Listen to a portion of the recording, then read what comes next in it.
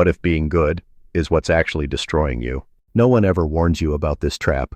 They teach you how to be polite, how to be agreeable, how to smile, but they never tell you what happens when kindness becomes a cage. They don't tell you that sometimes being the good one means being invisible. That behind every "you're such a nice person," there might be someone quietly suffocating. You've heard it before, right? You're so nice. You're always there for everyone. You never cause any problems. But nobody says, when do you break? No one asks what it costs to always be the safe one. Because over time, being good doesn't feel like a virtue. It starts to feel like a script you didn't write, but have to perform every day. And eventually, you're not a person anymore. You're a role, a function, a tool for other people's comfort. And here's the tragedy. Once the world decides you're the strong, quiet, good one, they stop checking if you're actually okay. You could be falling apart, and they'd still call you amazing. The beginning of being good. Being good doesn't begin with a choice. It begins with a fear. Maybe you were told that expressing anger was disrespectful, that being too loud made you annoying, that asking for too much made you selfish. So you learned the rules early. Be easy, be quiet, be pleasing. Not because it's who you are, but because it's what made people love you, or at least stop yelling. You learned to measure your worth by how little space you took, to stay out of the way, to smile even when your heart ached, to nod even when you disagreed, to say, "It's okay," even when it wasn't.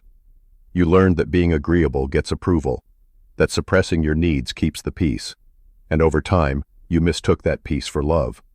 But what you didn't realize is, every time you silence yourself to protect others, you abandon a piece of who you are.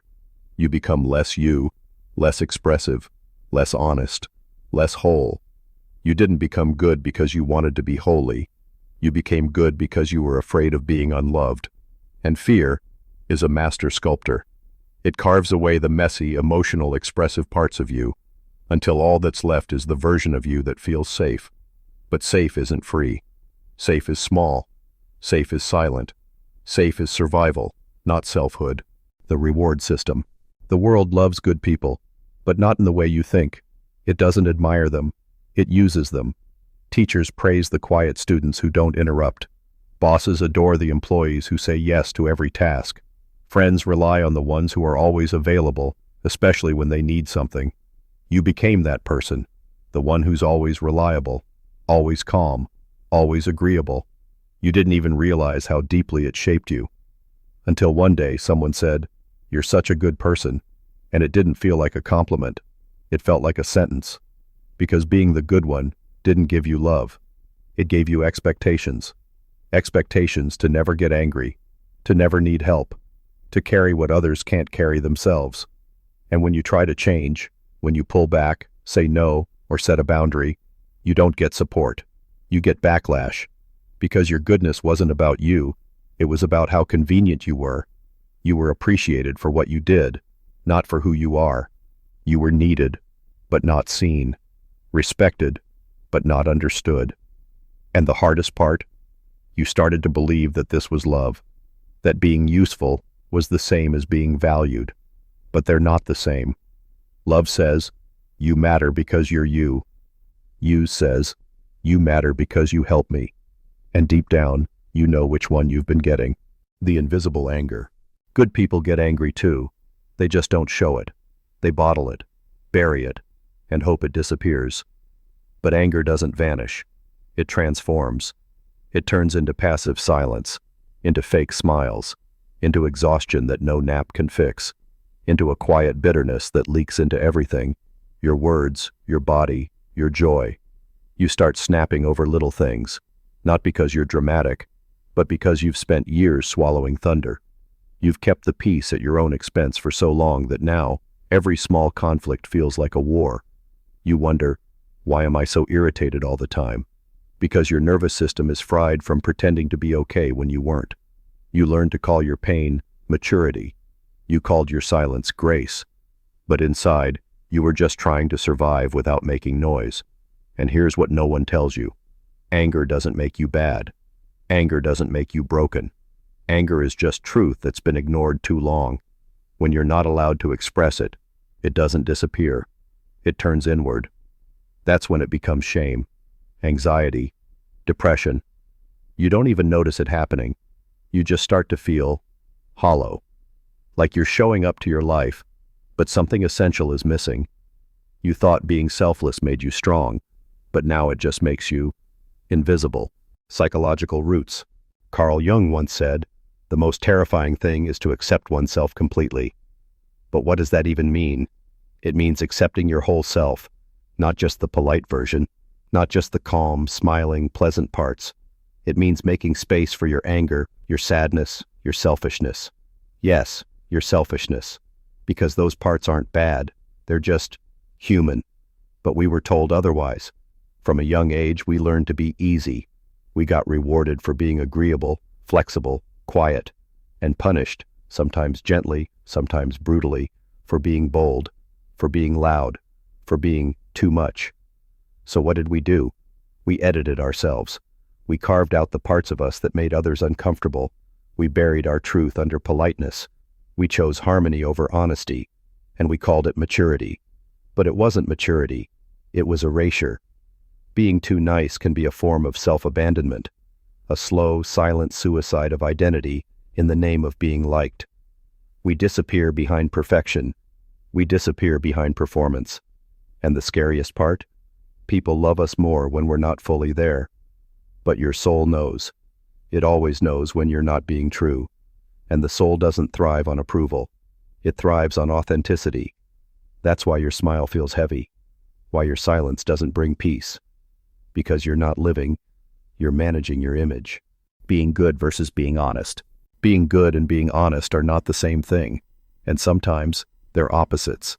Being good means saying what people want to hear.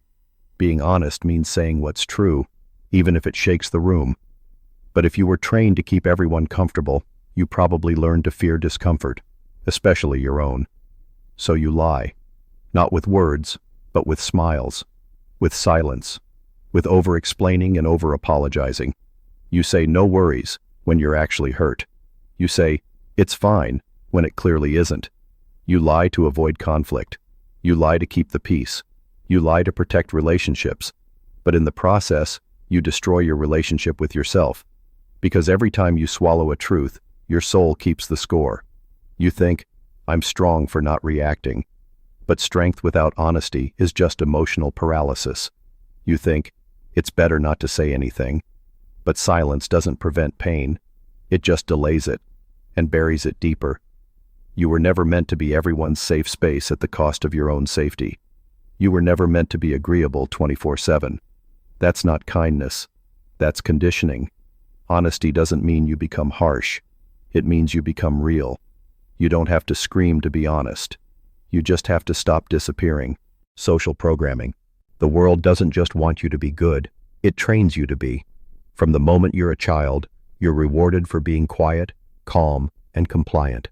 At school, sit still, don't interrupt, color inside the lines. At home, be polite, be helpful, don't make a fuss.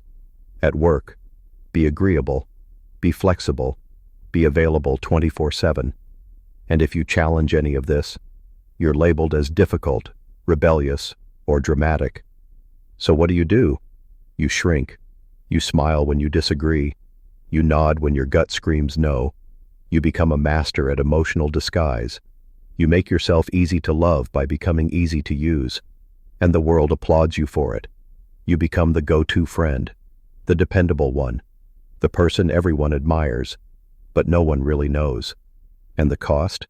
Your selfhood. You start to feel like a character in someone else's story, like you're living a life that isn't yours, but one you were programmed to follow. You begin to wonder, is this really who I am, or just who I was trained to be? Because there's a difference between being naturally kind and being conditioned to please, the cost of always being good. You hide your needs. You downplay your pain. You convince yourself that you're fine, even when you haven't felt alive in years. Because somewhere along the line, you were taught that your worth is tied to how much you give, how quiet you stay, how little space you take up. You're not low maintenance. You're just emotionally underfed. You've made being okay your brand. So now, you feel guilty even thinking about asking for help. You hesitate to speak up, to say, I'm not okay, to say, I need something. Because being good has taught you this awful equation. Your needs equals a burden. Your voice equals too much. Your truth equals a threat. So instead of saying what you feel, you say nothing. You give more. You smile harder. But deep down, you start to feel less human and more like a service, a role, a function, a dependable shadow in the background. And eventually, even when you're surrounded by people, you feel alone. Because no one really knows you. They only know the version of you that never made them uncomfortable. That's the cost. Not just exhaustion, not just burnout, but invisibility. The breaking point. There comes a moment, silent, invisible, and unannounced, when the good one breaks. And it doesn't always look like an explosion. Sometimes it's just a quiet retreat, a shutting down, a soft, numbing sadness that wraps around your entire being. You stop texting back. You stop showing up. You stop trying. Not because you don't care, but because you've cared for so long without being cared for in return. You don't cry. You don't scream. You just fade. And the world, they don't notice. Because you've taught them you don't need anything. They only start to worry when you're no longer useful to them. But inside, something shifts. You realize you've spent your entire life being what others needed, and in the process, you forgot what you need. You forgot how to want. You're not ungrateful. You're just empty. You're not dramatic. You're starving for something real. And when you finally break, you don't want comfort. You want clarity. You want to know, who am I when I'm not playing a role? The awakening. Awakening doesn't feel like sunlight. It feels like withdrawal. It's uncomfortable. It's messy. It's the ache of finally noticing the weight you've been carrying for everyone but yourself. It begins in whispers. A small no when you used to say yes. A pause before offering help. A sudden urge to ask, but what about me? It's not rebellion. It's a homecoming. You start noticing how exhausted you've been trying to be good, trying to meet every unspoken expectation, trying to be lovable by being less of yourself. But now, something in you refuses. You stop chasing applause. You stop shrinking.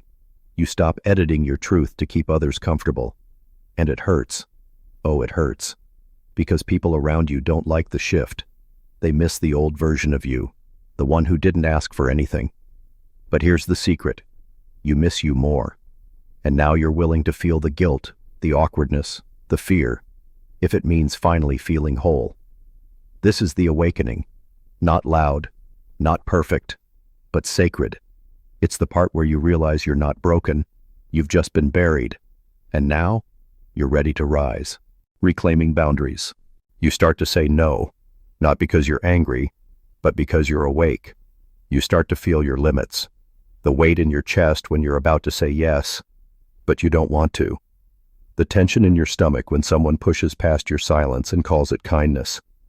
At first, setting boundaries feels like betrayal, because you've spent your life making space for others, at the cost of your own. You apologize. You over-explain. You doubt yourself. But slowly, something shifts. You say no, without a reason. You don't answer the message right away. You take up space, without permission, without guilt. And you realize, this is not selfishness. This is repair. Boundaries are not walls to shut people out. They're doors, meant to protect the home you're building inside. And not everyone deserves a key.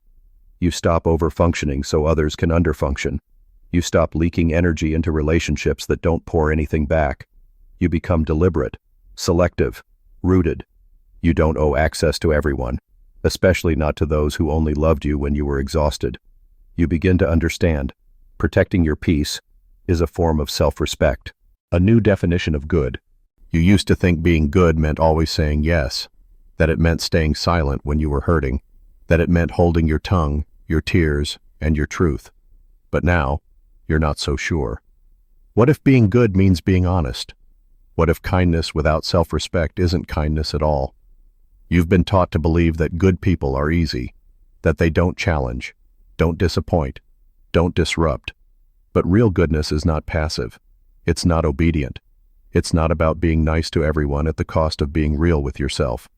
Real goodness is fierce. It sets boundaries. It speaks truth. It says, I love you, but I won't disappear for you.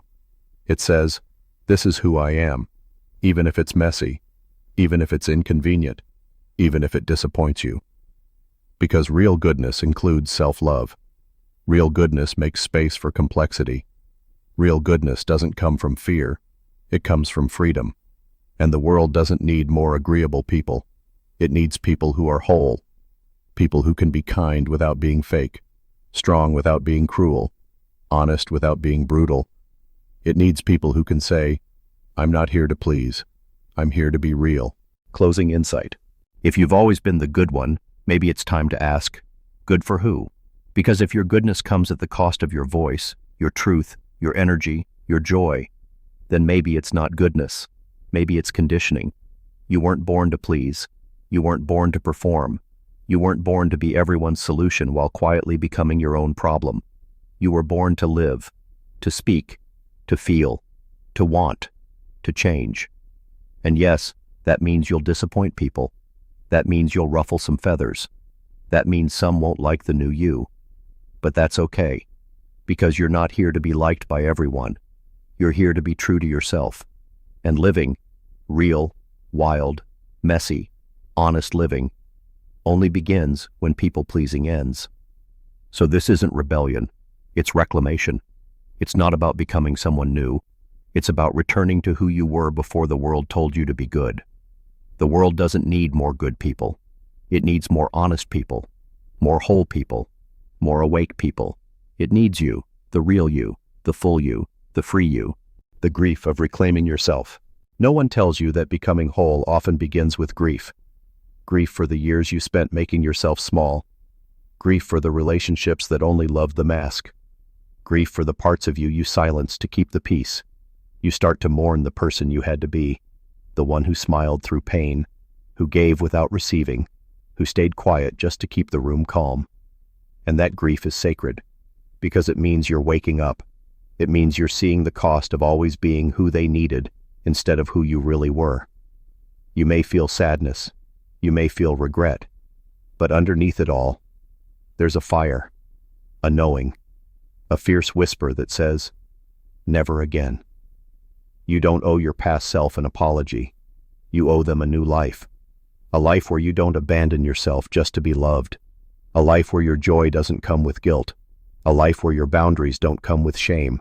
A life where you finally belong, not because you fit in, but because you showed up as your full self. The moment of choice. Every transformation reaches this point, the moment where you must choose, not once, but over and over again, because the world will tempt you to go back to being silent, back to being agreeable, back to shrinking to make others comfortable. You'll hear their voices in your head. You've changed. You're so different now. You used to be so easy to be around. And a part of you might want to go back, not because it was better, but because it was familiar, because it was safer. But ask yourself, what did that safety cost you? Your peace, your voice, your truth. You can't unknow what you now know. You can't unfeel the power of being real. You can't unhear the voice inside you saying, this is who I am. So yes, this new path may be lonely at first. It may be uncertain, but it's yours, and it's honest, and it leads somewhere the old path never could. Freedom, becoming whole. You are not broken. You are becoming. Becoming someone who tells the truth, even when your voice shakes. Becoming someone who shows up as they are, not who the world wants them to be. This isn't about becoming perfect. It's about becoming whole. You still feel fear. You still feel guilt sometimes. But now, you don't let those feelings drive your life. You begin to honor your needs without apology. You begin to hold your ground without cruelty. You begin to show love to others without abandoning yourself. This is what healing looks like. Messy, raw, but real. You're not seeking applause anymore. You're seeking alignment. You're not chasing approval. You're choosing peace.